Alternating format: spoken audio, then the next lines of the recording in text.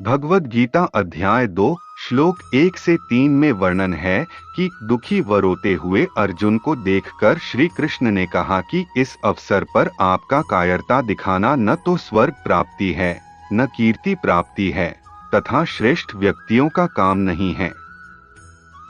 इसलिए हे अर्जुन, नपुंसकता को त्याग कर युद्ध के लिए तैयार हो जाओ। श्लोक 4 से 6 में अर्जुन बोले, भगवान, अपने पूजनीय बड़ों व बंधुओं को मारकर पाप का भागी होने से अच्छा है कि हम भिक्षा का अन्न खाना पसंद करेंगे और इस रक्त से युक्त राज को भोग कर तो पाप ही प्राप्त करेंगे।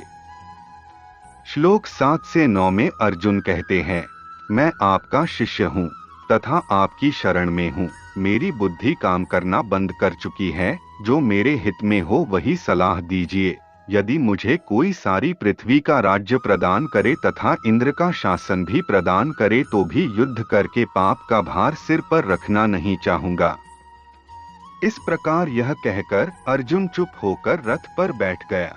श्लोक 10 से 16 में वर्णन है कि अर्जुन को दुख में ग्रस्त देखकर मुस्कुराते हुए भगवान बोले कि हे अर्जुन, शोक न करने वाली बात का शोक कर रहा है तथा ज्ञान कह रहा है। पंडितों जैसा विद्वान लोग मरने जीने की चिंता नहीं करते। यह नहीं है कि हम तुम और ये सभी सैनिक पहले कभी नहीं थे या आगे न होंगे, इसलिए दुख सुख सहन करने की हिम्मत रख, और हम तुम ये सब सदा जन्म मरण में ही हैं।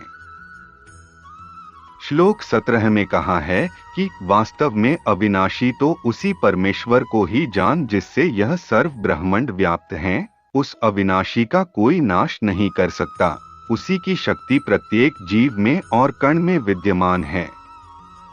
जैसे सूर्य दूर स्थान पर होते हुए भी उसका प्रकाश पृथ्वी पर प्रभाव बनाए हुए है, जैसे सौर ऊर्जा के संयंत्रा को शक्ति सूर्य से प्राप्त होती है, इसी प्रकार पूर्ण परमात्मा सत्यलोक में दूर विराजमान होकर सर्व प्राणियों के आत्मा रूपी संयंत्रा को शक्ति प्रदान कर रहा है। सबसे बड़ी सच्चाई है, हमारी आत्मा जो मरते नहीं, बाकी हमारे शरीर हाव भाव है जो मर जाते हैं। कृष्ण कहते हैं, अर्जुन तुम युद्ध करो क्योंकि हमारा शरीर मर जाएगा, परंतु हमारी आत्मा अमर है।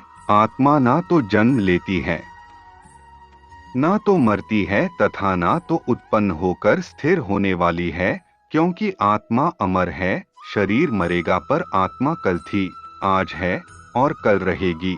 जैसे मनुष्य पुराने वस्त्रों को त्याग कर नए वस्त्रों को ग्रहण करता है, वैसा ही आत्मा पुराने शरीरों को त्याग कर नए शरीरों को प्राप्त होती है।